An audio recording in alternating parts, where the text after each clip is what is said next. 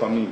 Plus de 20 ans, notre société vit en deçà du seuil de rentabilité, occasionné par cette faible production, des coupures de courant dans nos usines. Pendant ce temps, l'intersyndicale dénonce des manipulations qui se multiplient pour décourager tous ces efforts. Au Katanga, nous ne connaissons pas ce mouvement des patriotes katangais, aile radicale, et même la personne qui a signé, soit un certain Shenge Mulugwe, c'est une personne inconnue au Katanga.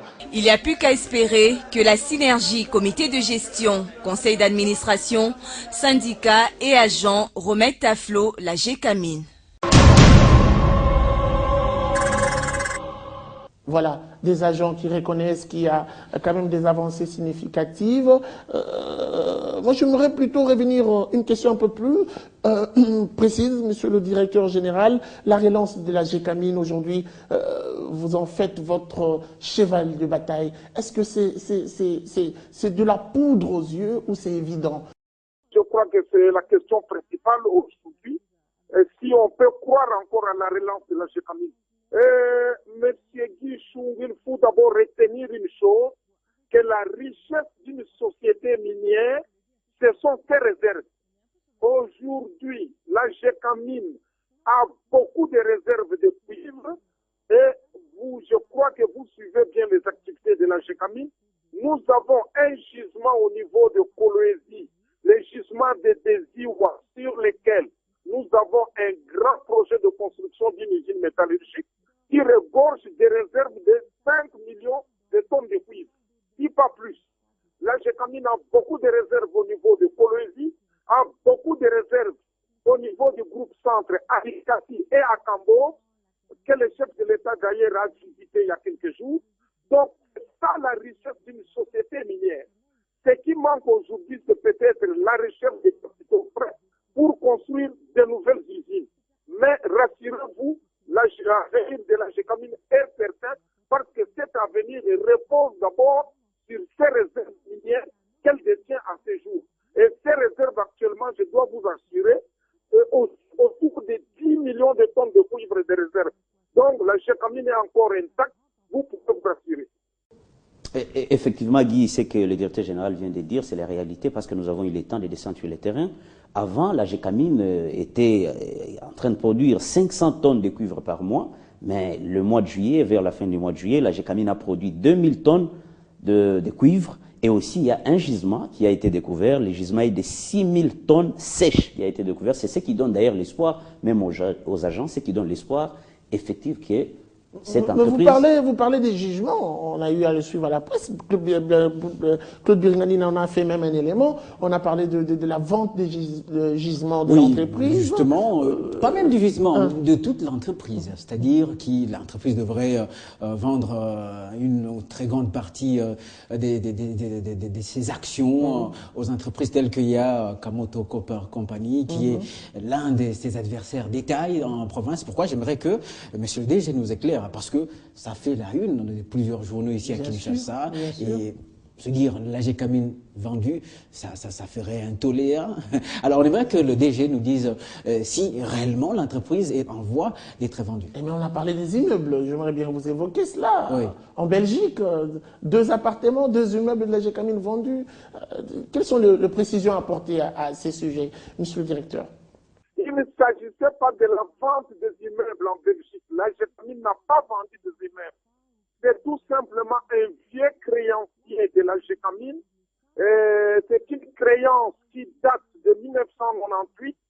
Il s'agissait d'un créancier qui transportait les élèves de Gécamine, des équipes pour vers Lubumbashi en 1998.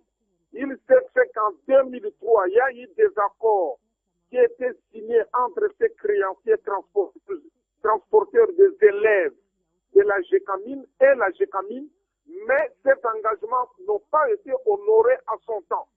Et il s'agit de M. Salim Saleh, qui est déjà décédé d'ailleurs.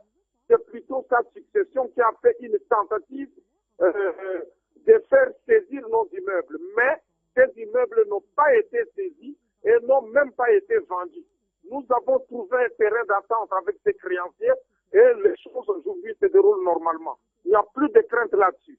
Oui, mais monsieur le DG, on sent que vraiment vous êtes engagé pour que cette entreprise rentre sur le rail. Est-ce que vous êtes accompagné dans cette démarche par le gouvernement? Est-ce que le comité de gestion aussi vous accompagne dans votre démarche de relance ou de relever l'entreprise? Y a-t-il de la volonté politique de la part du gouvernement? Est-ce que le président de la République s'implique? Voilà, d'autant qu'on dit déjà que la GECAMINE est délaissée à son triste sort. On aimerait bien savoir, monsieur le directeur, est-ce qu'il y a quand même implication de tous ces acteurs? L'implication du gouvernement est très très perceptible.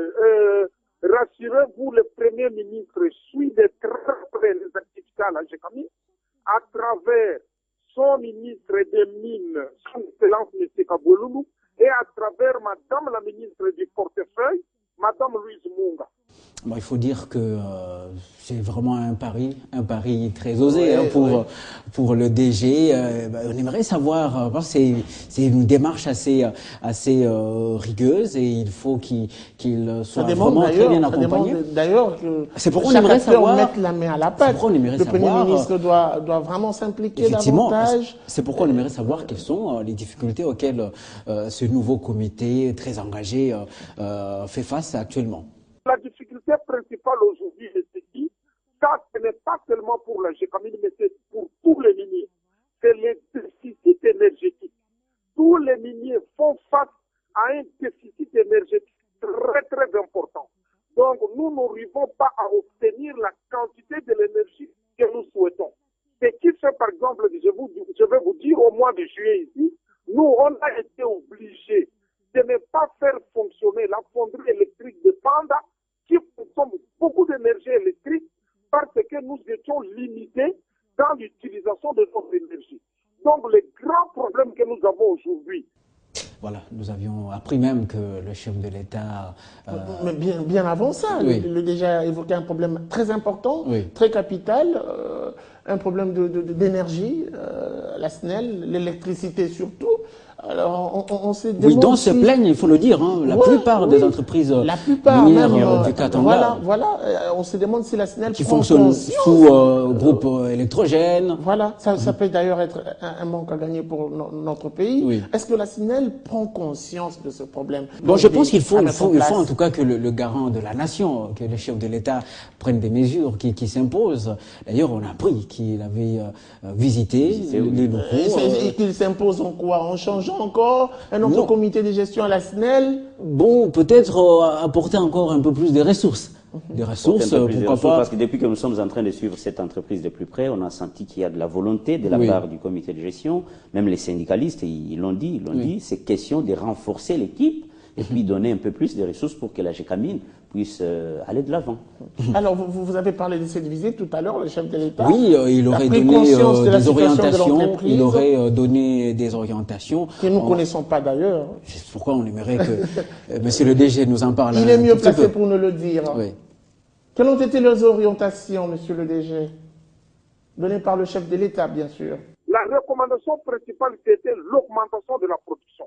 Parce que ce n'est qu'en augmentant la production que la GECAMINE va souffler et que même le gouvernement pourra en tirer beaucoup de dividendes, même en termes de recettes au trésor public à travers les taxes.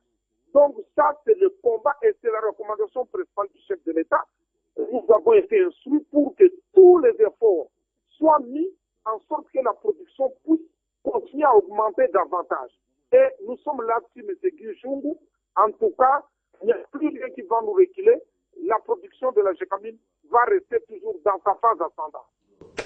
J'aimerais plutôt m'apaisantir sur le découpage territorial avec toutes ces 26 provinces au total. Est-ce qu'il y aurait une incidence sur le fonctionnement de l'entreprise, monsieur le directeur général? Non, le découpage n'aura aucune incidence négative. Parce que la société, c'est une société nationale où l'État propriétaire et le seul actionnaire, il n'y aura vraiment aucune incidence, même si nous opérons sur plusieurs provinces, le Haut-Katanga, le Lualaba, le Haut-Lomami, ça n'aura aucune incidence négative. Voilà, je pense que le directeur général a donné plusieurs précisions par rapport à toutes ces questions que nous sommes posées en rapport avec le fonctionnement de la GECAMIN.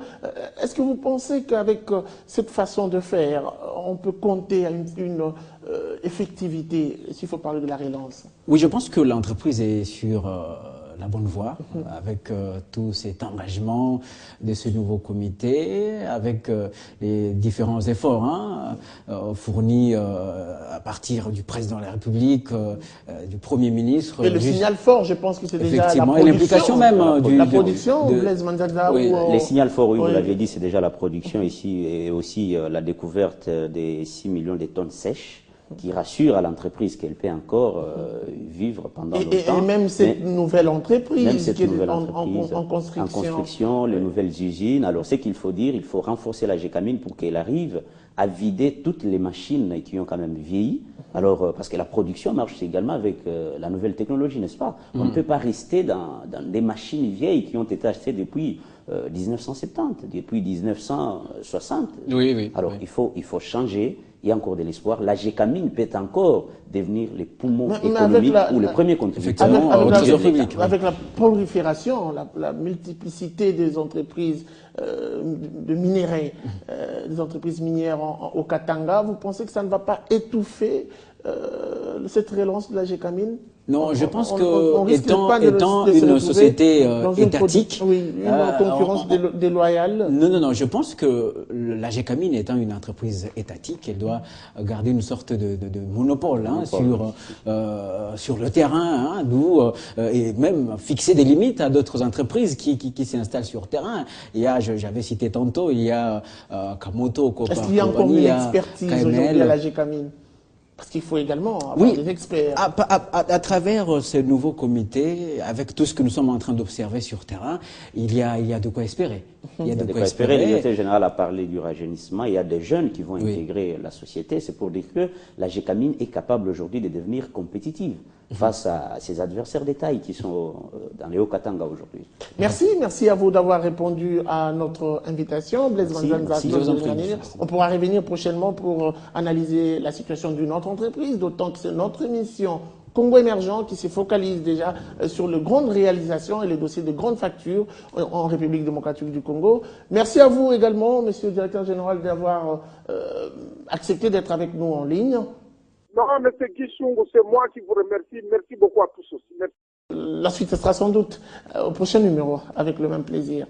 Merci de nous avoir suivis. Au revoir.